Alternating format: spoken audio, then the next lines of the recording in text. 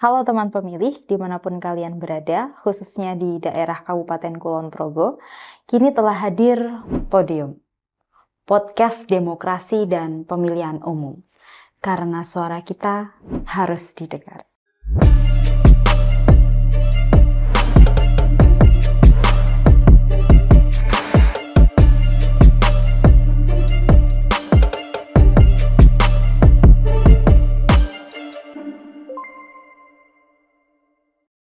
Pemilu ini kan masih lama, Bu. Tetapi kenapa dilakukan pemutaran data pemilih?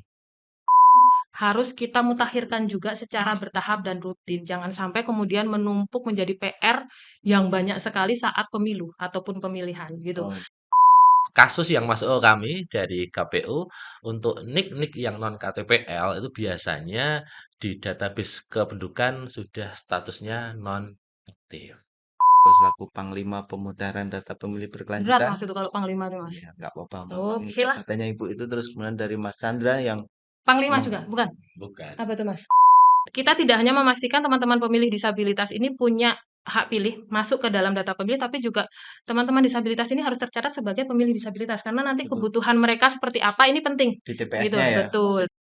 Ada fitur lapor Lapor. pemilih. Nanti di sini juga ditambahin ya Mas ya, supaya Di nanti sini, di sini nih. oke. Nah, di sini nih, harus di sini ditambahin. Nah, nanti ada lapor pemilih, ada di situ panduannya. Nanti tinggal memasukkan saja nama dan sebagainya sampai nanti dokumen pendukung. Tuh, gampang. Cuman kayak gitu aja, Oke. Mas. 1 jam lagi.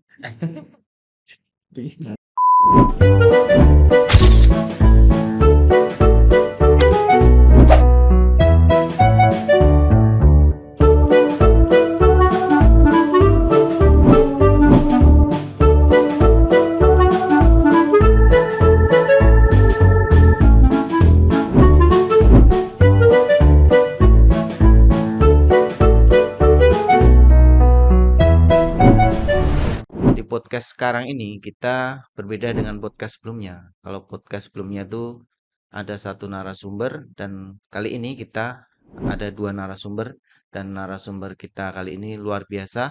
Yang pertama ini ada Panglima dalam proses pemutaran data pemilih berkelanjutan di KPU Kabupaten Kulon Progo.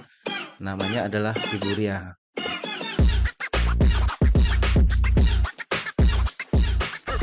Kita sapa dulu Ibu Ria. Selamat siang Bu Ria. Siang, Mas An. Apa kabar Bu? Sehat, alhamdulillah. Semoga Mas An juga sehat. Alhamdulillah sehat Bu.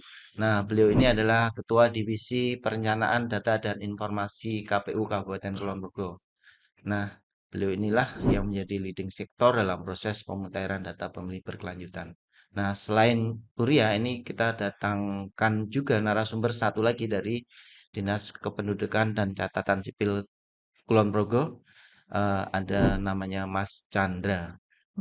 Nah, beliau ini selama ini membantu kita di proses pemutahiran data pemilih baik di pemilu maupun PDPB secara berkelanjutan ini dari waktu ke waktu.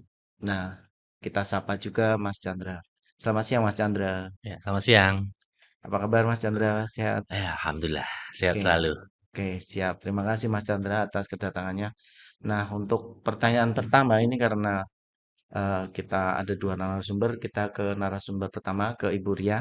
Ini pertanyaannya cukup simpel, namun mungkin penuh makna ya. Wah, Nah, pemilu ini kan masih lama, Bu. betul. Tetapi kenapa dilakukan pemutaran data pemilih? Nanti pada saat mau pemilu kan juga ada pemutaran data pemilih. Nah, ngapain sekarang sudah dilakukan? Begitu, Bu Ria. Silakan dijawab.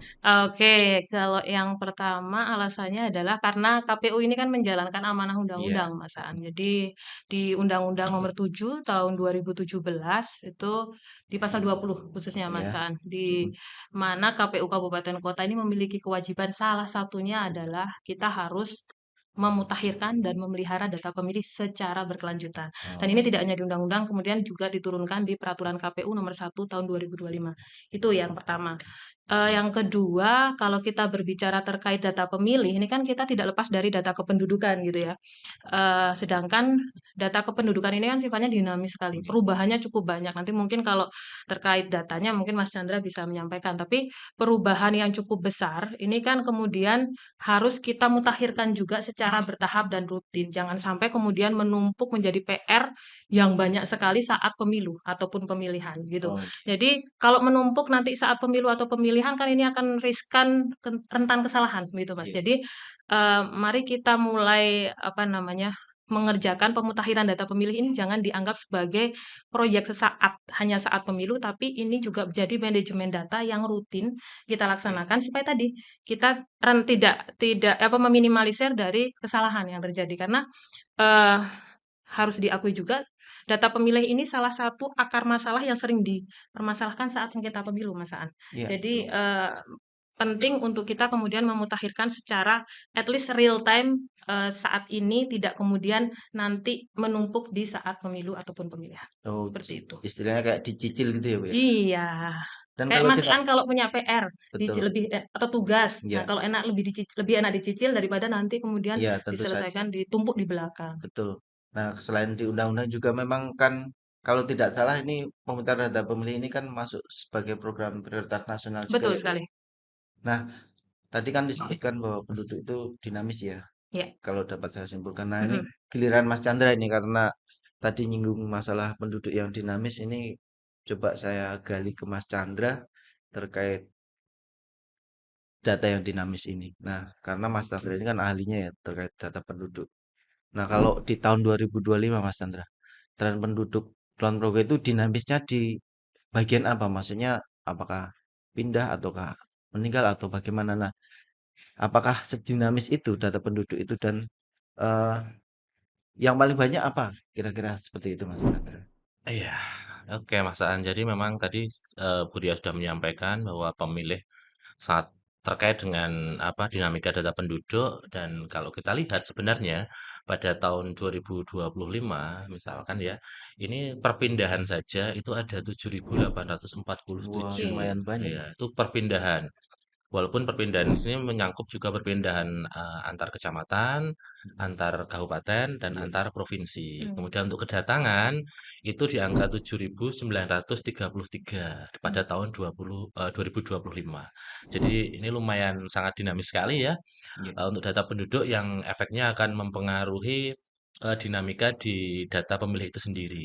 Kemudian untuk data kematian ya pada tahun 2025 ini total penerbitan akte kematian di Dinas Kependudukan dan Pencatatan Sipil itu kurang lebih di angka 7.901. Ya, jumlah yang sangat signifikan Iya. sebenarnya nanti membuat perubahan data pemilih itu cukup mungkin menantang begitu. Oh, begitu ya Mas Chandra kira-kira.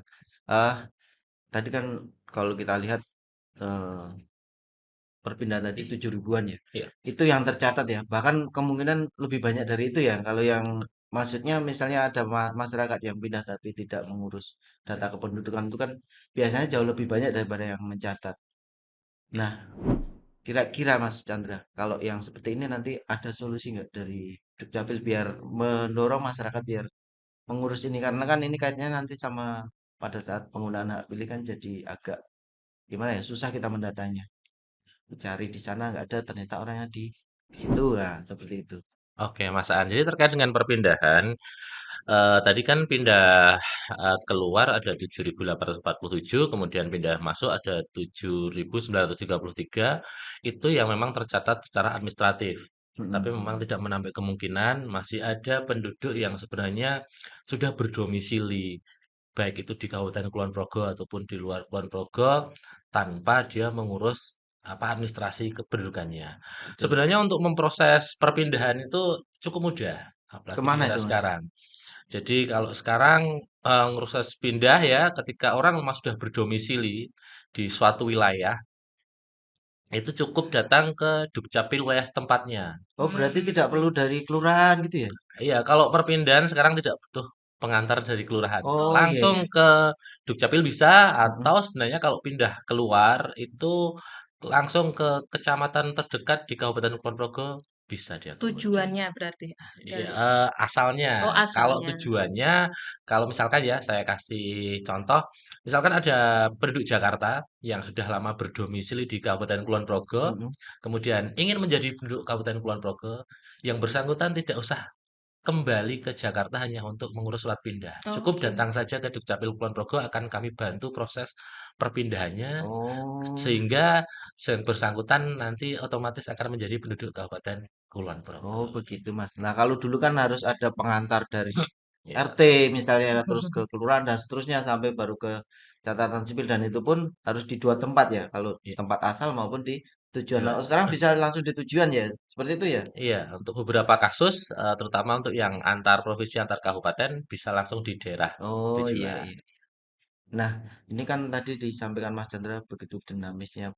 penduduk, terus kemudian juga eh, sekarang syarat-syarat sudah dipermudah. Nah, ini giliran Buria nih. Coba saya tanya kira-kira, eh, karena data pemilih kan harus dimutakhirkan terus nih.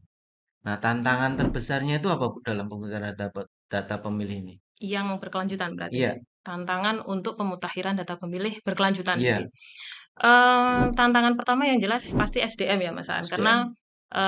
saat ini kan kita non tahapan, Tidak artinya ada ad kita hoc. tidak memiliki pasukan. Kalau saat pemilu mungkin clear ya kita punya pasukan di kecamatan, di Mm-mm. desa, sampai bahkan Pantarlih. Pantarlih itu di TPS. Kemarin saja waktu pilkada itu kita punya Pantarlih 1.302 Mas Aan. Jadi Mm-mm. banyak sekali. Jadi pasukan kita tuh banyak sekali saat Ada di pemilihan. tiap desa ya itu ya? Ada di setiap satu desa itu beberapa pantarlih. Nah itu, Oh, kita punya pasukan banyak. Nah, saat ini, saat non-tahapan, kita kan nggak punya pasukan. Pasukan kita ya cuman di sini, di KPU yang jumlahnya mungkin sekitar 30-an orang gitu. 35. Sedangkan 35. Nah, sedangkan tadi disampaikan Mas Chandra, perubahan itu kan cukup banyak sekali. Perubahan yang banyak ini, kalau kita hanya lakukan 30 orang ini tentu tidak maksimal. Maka Betul. solusinya kalau tadi Mas Aan tanya juga, solusinya seperti Iya. apa ya? Solusinya adalah bagaimana kita melakukan koordinasi dengan beberapa stakeholders. Mm-mm. Salah satu Salah contohnya satunya ya tentu tapi dari Dukcapil ya.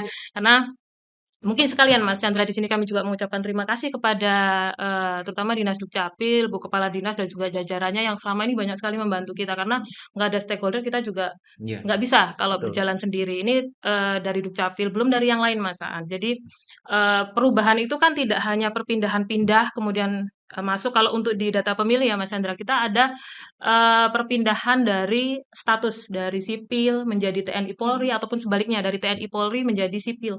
Yang mana Mm. itu dari pemilih. Kalau dari sipil menjadi TNI Polri itu kan jadi TMS, Iya, tidak punya hak pilih betul. lagi. Tapi kalau dari TNI Polri kemudian menjadi sipil, ini menjadi pemilih baru. Nah, ini kan harus Betul. kita record juga. Nah, ini kita koordinasi selama ini dengan alhamdulillah Polres Kulon Progo dan Kodim 0731 Kulon Progo ini juga luar biasa memberikan data kepada kita. Mm-mm. Setiap 3 bulan sekali bahkan kita dapat data. Kemudian kita juga selalu dapat data dari Kemenak Kulon Mm-mm. Progo dan juga Balai Dikmen Kulon Progo, ribuan data bahkan Mas ini. Kalau ini untuk pemilih pemula karena kita Menikah pemilih dini seperti itu ya kalau nah Kemenak ya? termasuk menikah dini karena eh, usia di bawah 17 tahun kalau dia sudah menikah dia sudah punya hak pilih.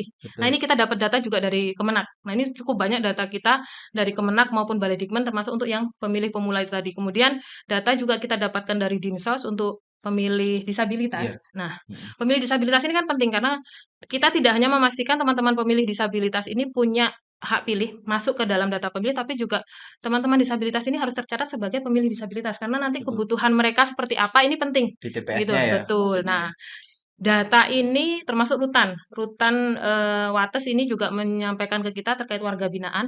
Jadi total kemarin di tahun 2025 kita dapat data dari stakeholders itu sekitar 22.000. Jadi cukup banyak dan ini memang belum semuanya kita tindak lanjuti karena tetap harus kita lakukan pencermatan. Total 2025 kita tindak lanjuti 7.777 data, Mas. Oke, Jadi cukup banyak data itu kalau kita tidak dapatkan dari stakeholder kita kan nggak bisa. Jadi ini betul. benar-benar menurut saya stakeholders ini adalah solusi karena kita nggak punya pasukan gitu.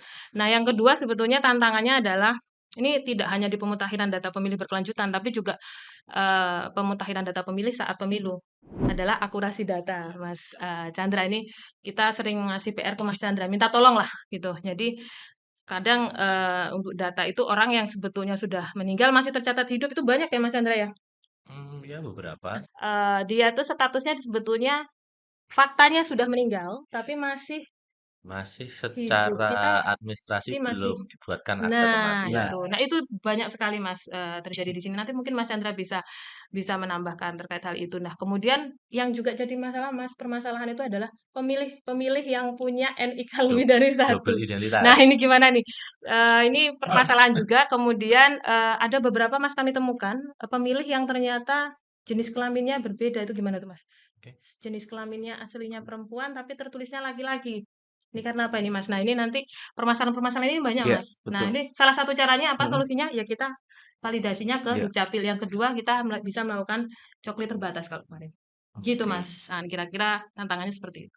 Nah, tadi kan sudah disampaikan Bu Ria ada banyak permasalahan ya, terutama yang terkait dengan data pemilih ini, misalnya tadi yang pemilih meninggal tapi masih tercatat hidup, terus juga satu pemilih memiliki lebih dari satu nik ya tadi ya.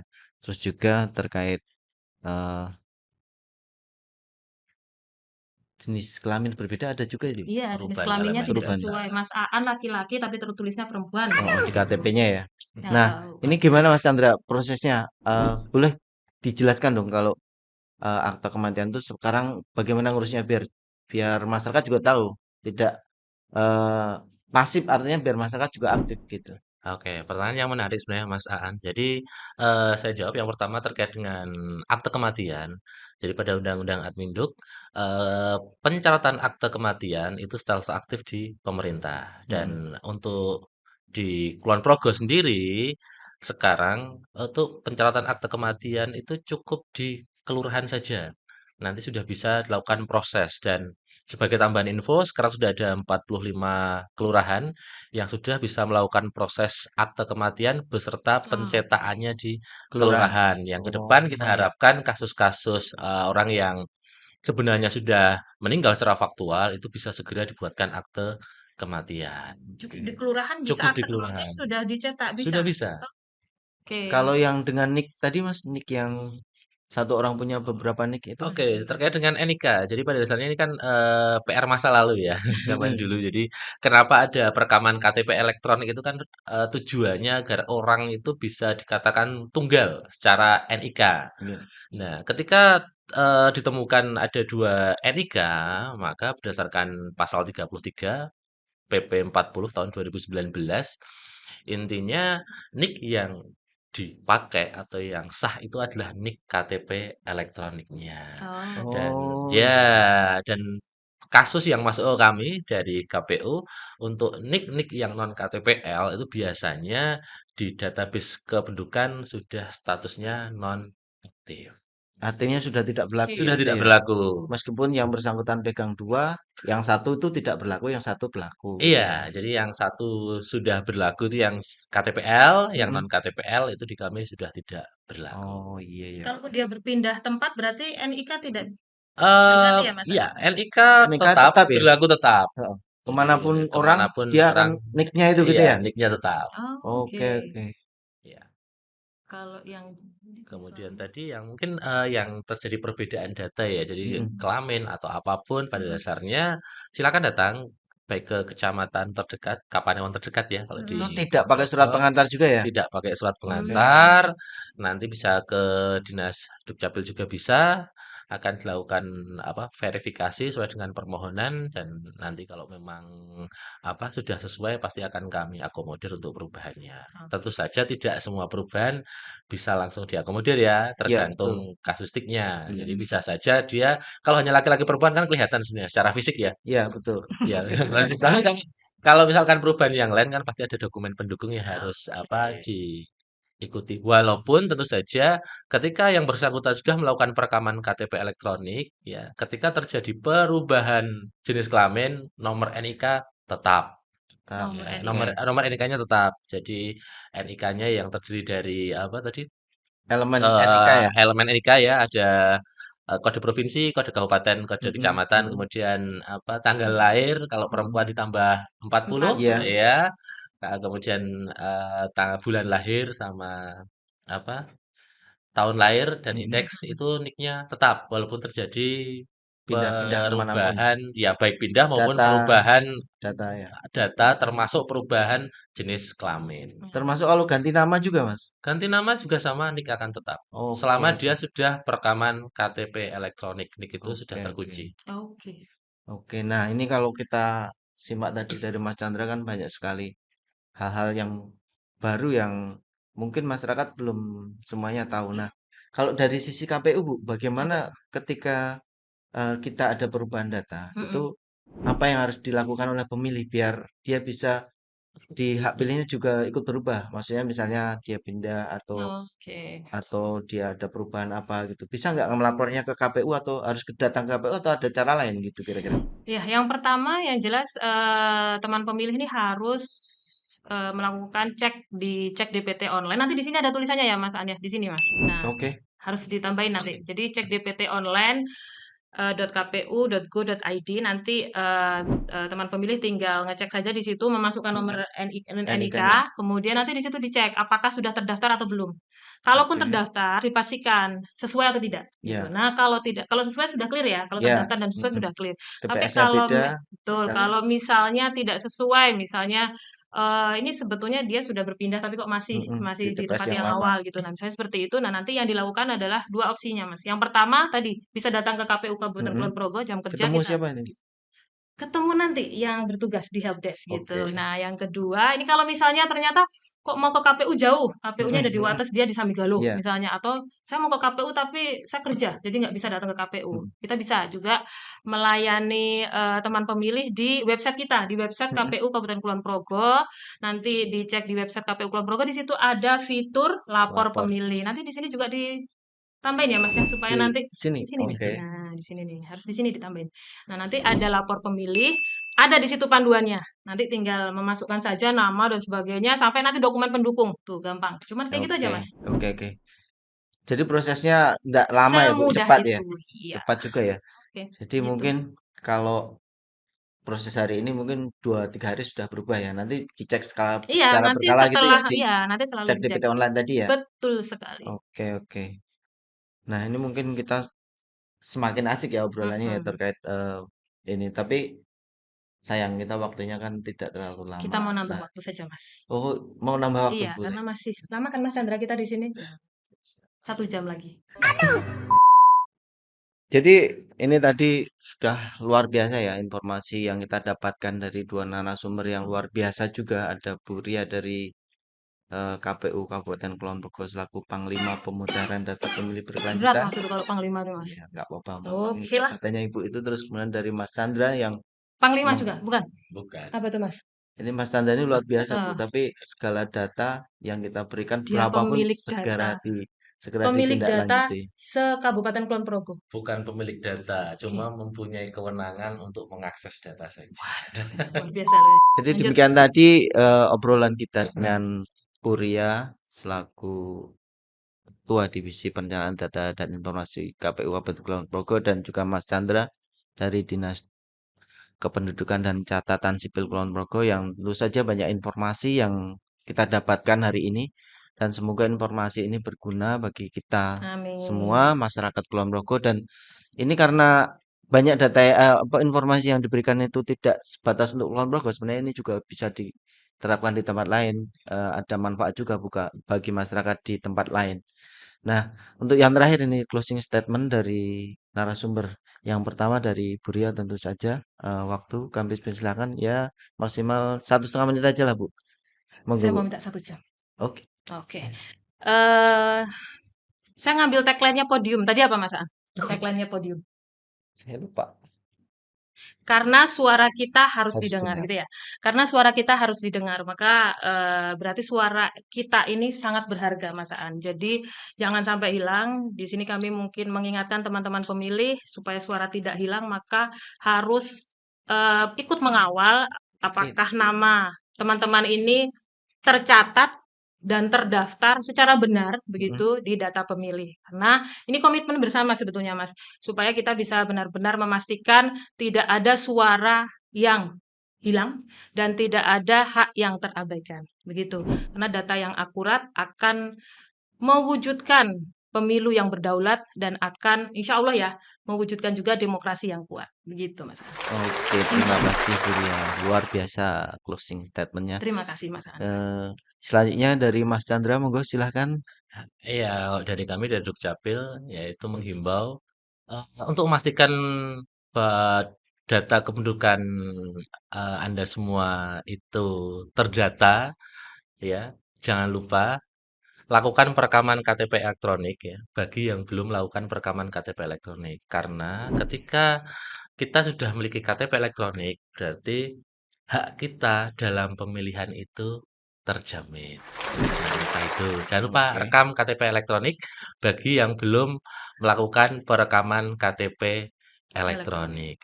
Dan jika Anda ingin memastikan data yang aktif itu yang mana, silahkan nanti aktifkan identitas kependudukan digital. Oke, terima Oh, kasih. Ini bagus ada sekali. KID ya, Kartu IKD. Identitas IKJ. IKD. Iya. Oh, IKD. Oke, terima kasih Mas Chandra. Demikian tadi obrolan kita podium karena suara kita harus didengar. Sampai jumpa pada podcast berikutnya. Salam demokrasi.